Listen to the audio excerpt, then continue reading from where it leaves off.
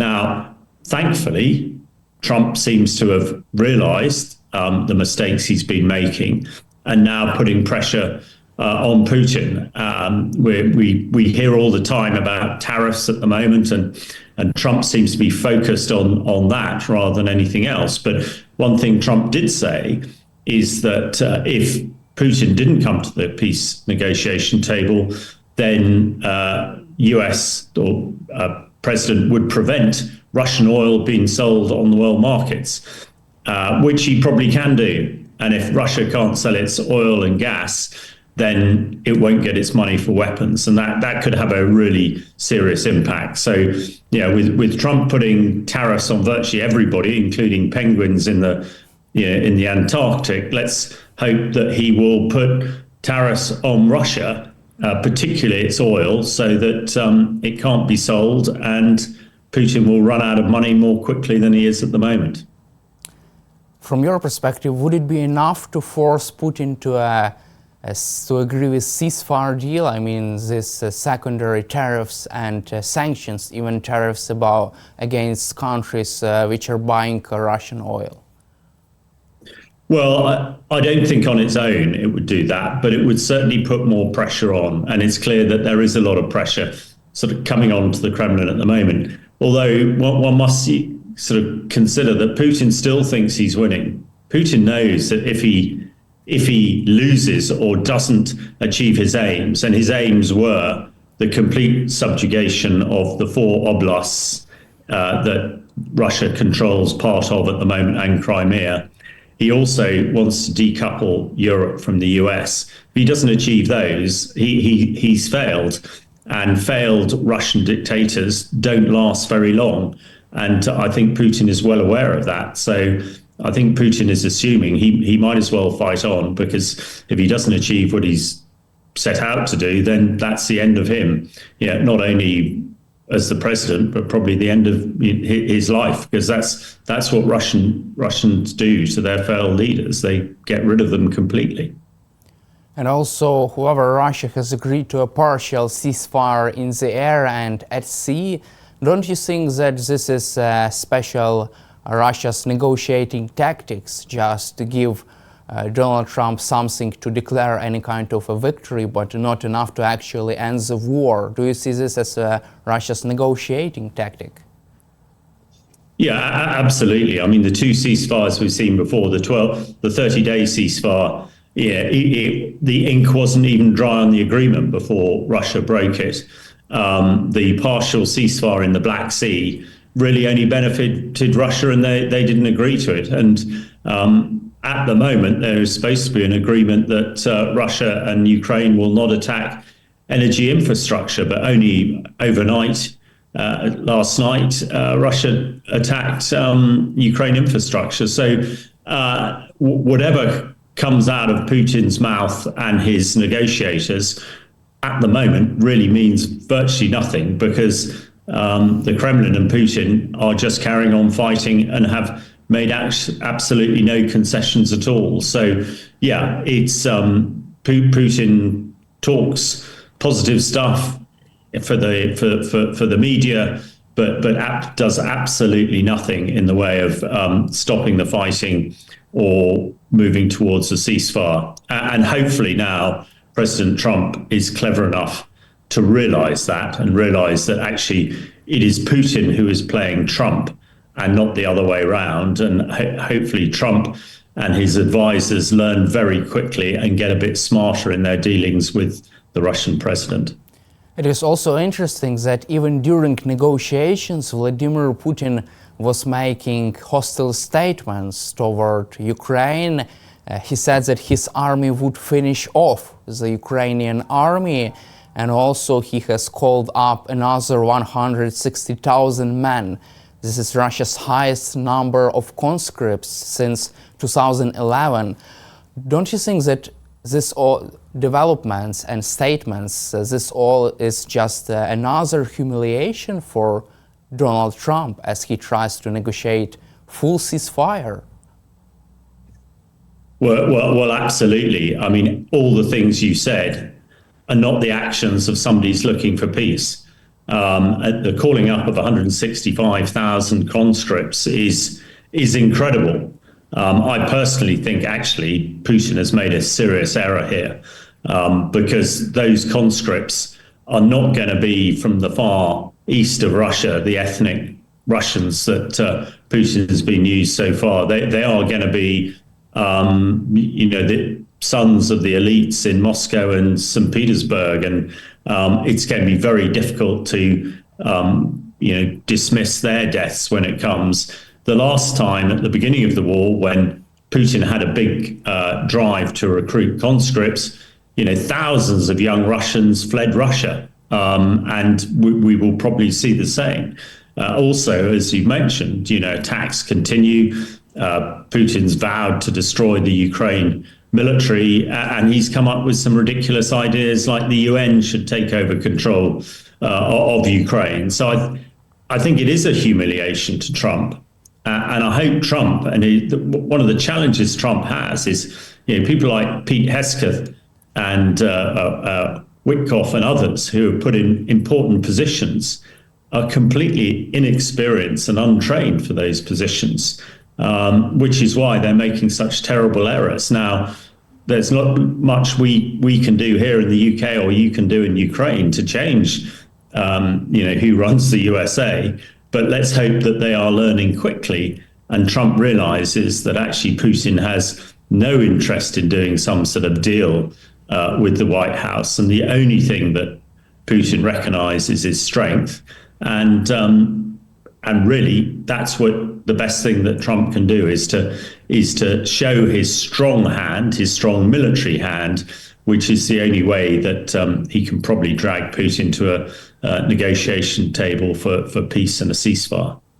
You just mentioned that Trump should use his strong military hand to force Putin to negotiating table. How do you see the military options of Donald Trump regarding Vladimir Putin? Because it seems like right now there is only economic discussion in the White House about secondary tariffs, sanctions against the Russian economy, but after the another weeks of stalemate, the discussions could also cover possible military options. How do you see these military options for Donald Trump, or even options of the last resort of Trump?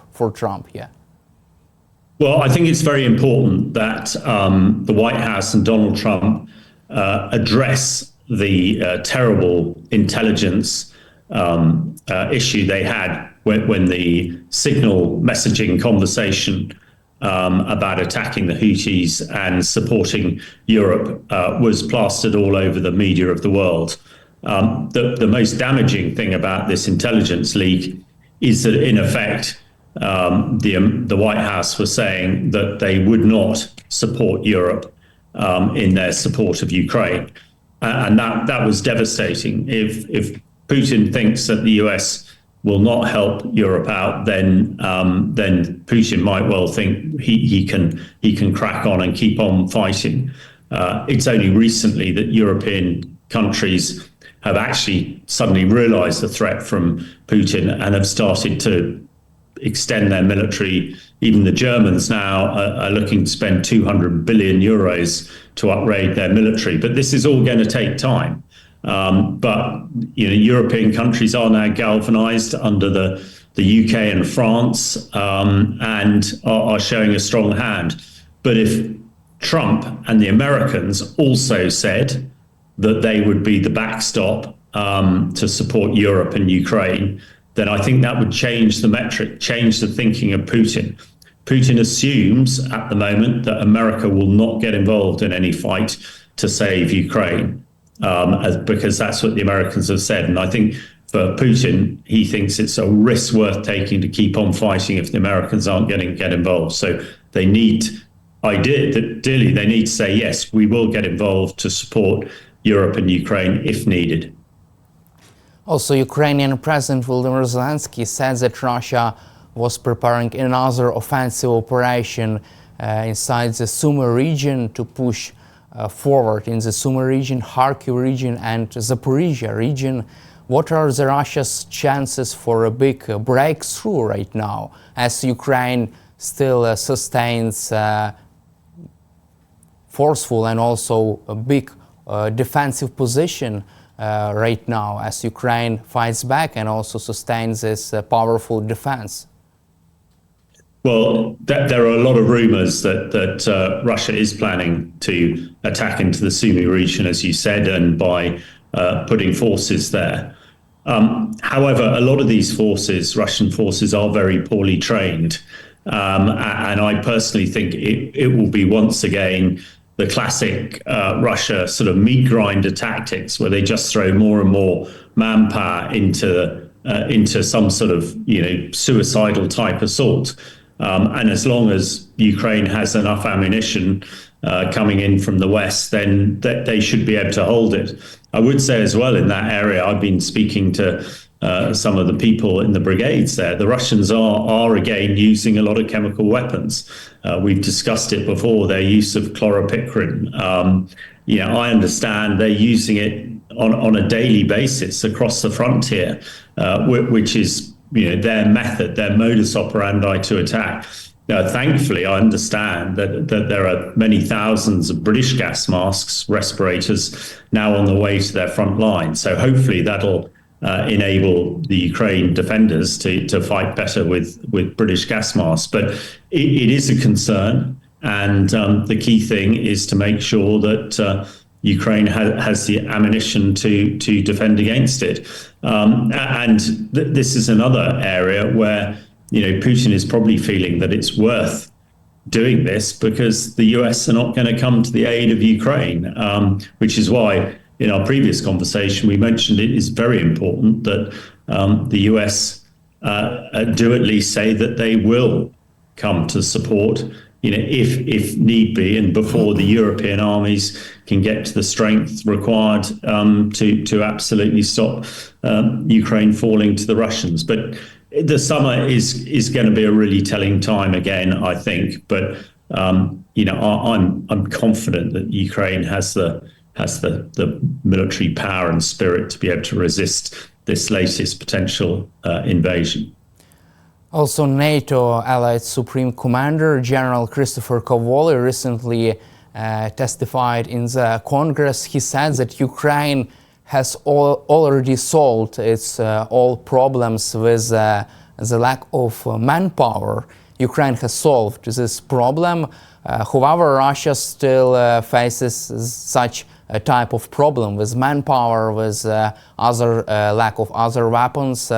What does this mean for this stage of the war, that Ukraine has successfully solved this problem with manpower? Well, I mean, that's really good. And certainly when I was at the Tank Museum yesterday with General Zelensky opening the Ukraine exhibition, and there were lots of Ukraine soldiers and British soldiers there talking about the training that's going on, that was really impressive. And it appears that the training is going very well. Conversely, what Russia is not doing is training its conscripts, and an untrained conscript is pretty useless. So I think Russia seems to be unconcerned with casualties. Some figures are saying that Russia is approaching 1 million casualties, which is almost unimaginable. But a lot of it is because they're throwing untrained infantry soldiers, untrained tank soldiers into the front line who just don't know how to operate. And, unfortunately, they get it wrong and they get killed, and they get killed in their absolute thousands. Whereas, Ukrainian soldiers are getting good training, and there are now some very experienced soldiers who can pass on that experience to the newer people. So, as defenders, Ukraine is now, from a professional soldiering perspective, in a much better position than it was last year, and that is good news. But of course, what everybody wants is the fighting to stop as soon as possible. Let's cover also our final topic, the coalition of the willing. British Prime Minister Keir Starmer is pushing forward the creation of coalition of the willing. This coalition will hold another summit next week in the NATO headquarters.